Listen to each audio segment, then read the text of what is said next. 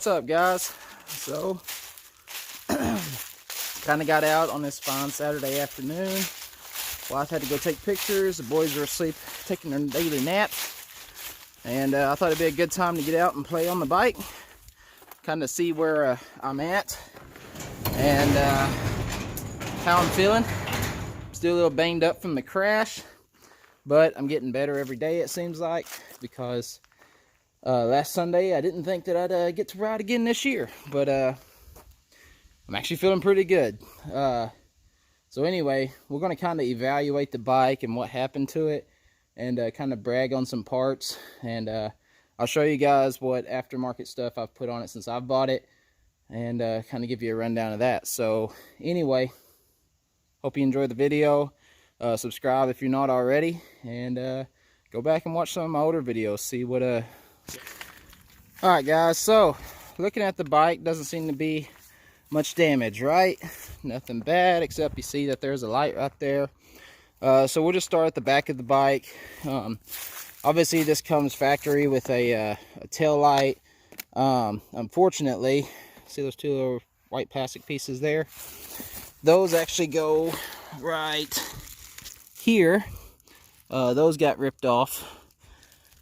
That's unfortunate, because that means I can't put it back on there until I buy a new back fender, which sucks, but I don't really need that anyway. This isn't a street bike, so not a big deal. Just unclipped it from the under the seat here and took it off.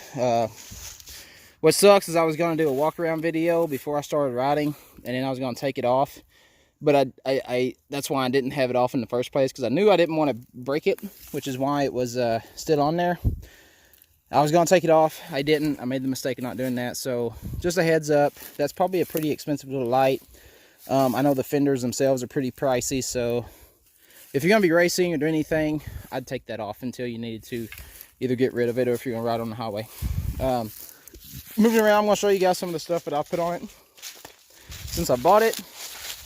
One of the things, I kind of got a plethora of different parts. I guess I can't say I've had to test these yet. Maybe I have, I don't know. I just haven't known I have. But I put some Enduro Engineering rear disc guards on it. That was actually really easy to install. You just take the caliper off. Take the back wheel off, take the caliper off, pull the old connecting part to the caliper off, and then slide that one on. It mounted right up, no issues. And yeah, kind of excited to see how well that thing does. Hopefully it does a good job, because if it doesn't, then that's kind of a waste of like 90 bucks. So, you know. Next thing you're going to see, this AXP Racing. I got the Extreme Edition. This little skid plate here. As you can see, it travels back and in under the linkage.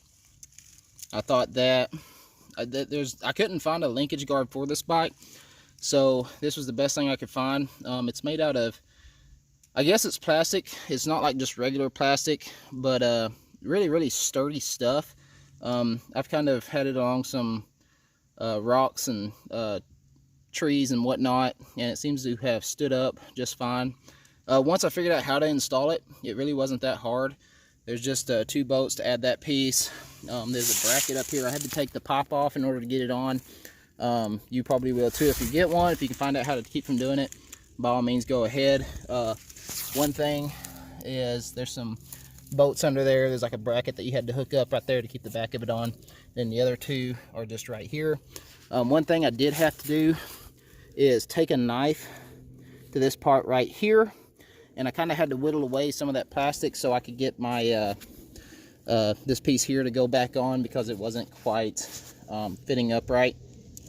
But it took like 10 minutes to put the whole thing on, take the other one off. So really not that bad, and it seems to be doing pretty well. Plus it has these guards on both sides to cover the side of your engine. I'm really happy with that product, and like I said, I got a pretty good deal on it, and it was cheaper than buying one of the metal ones, and obviously lighter. So let's hope that it does its job whenever we go down to the override. Looking at the bike, really not any damage to it. It's still dirty. I haven't washed it. I know I'm a bad guy, but it is what it is. The other thing is I put on these Bulletproof radiator guards, and as you guys will see here in a minute, these things have done their job already. They're pretty pricey out of the box, but let me tell you, if you're going to put some radiator guards on, these things are awesome. I had some moose guards on my old KTM, and they were, well, for lack of a better word, they were pretty much junk. They didn't last that long once I got the bike. But these things here, they bolt right up to the fenders here and here. Well, actually, that's not even bolted. That's just kind of pressed on. But they're bolted here, bolted there, and bolted right there, and right there. So, really easy to put on. Like I said, they're kind of pricey, but they're still cheaper than a radiator. And I'll show you why I run them. So here's where the prominent damage come in on my bike, was right here. Now, it's probably hard to tell from the video, but this side of the bike is actually kind of caved in. You can see the gap in the fender there, where this got pushed back, so it kind of bowed this fender out. This other side, as you can see, is not like that. But that actually bent that bulletproof guard. And some people might think, well, if they're so bulletproof, then they shouldn't be bent. Don't let any mistake be made. I hit whatever I hit. I don't know if it was a tree or a bike or whatever I hit, very hard. And I still have a working radiator. My plastic kind of broke right there, as you can kind of see the crack in it. Unfortunately, I heard Polysport's like 2 years out on getting plastics, so that's not a cheap panel to put on. But you know, if I'm going to have a bike that's primarily made for hard enduro, it's going to happen, so I'm just going to live with it. I might try to bend this back in place. I don't know. We'll see. But from what I can tell, that bulletproof guard did its job. It kind of, like I said, dented right here. Maybe if I get some time, I'll take it off and try to flatten it back out. I don't know. But for right now, I feel like this thing did its job. I don't have to buy a new radiator. I don't have to buy a new guard. You know, that, to me, that was worth the money. But anyway, I've only got how many hours on this bike? Let's see here. Push that button. I've got just over an hour and 13 minutes run time on this. And I have to say that so far I've really liked the bike. Obviously it pitched me off and I crashed it, but that wasn't the bike's fault. I just went up a little hill, kind of let my hand slip off the clutch, and I twisted this entirely too much and tried to hang on to the bike when I should have just ditched it. My bad. If you guys are ever in that situation, don't try to ride it out. Just let go of the bike. That's probably gonna be better off for you anyway. But anyway, I just thought I'd kind of show you guys some of the aftermarket stuff I put on my bike, and if you have any questions about any of them, let me know. Like I said, that skid plate kind of took a little bit of tweaking to put on, but the Enduro engineering guard in the back and the bulletproof guards, they actually put them on for me at the dealership. But I would imagine they were pretty easy to put on, but they definitely do their job. Like I said, I just crushed a tree, and I still have a working radiator, so that's pretty cool. The only other thing I need to put on it is some bark busters. These things here are cheap, and I don't see them lasting very long, but some people like flags. I've never run them, so I can't say one way or the other, but I can assure you that I probably won't keep them. But anyway, guys, hopefully you enjoyed the video. Like I said, did I break that? Uh-oh. Nope, that's how it's supposed to be. Okay, hopefully you enjoyed the video. Hopefully I'll be able to ride by next weekend.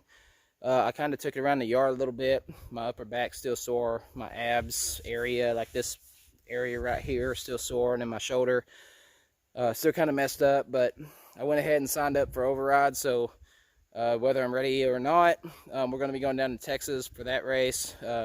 Got a couple of guys from Arkansas that's going to go down there and give it a whirl.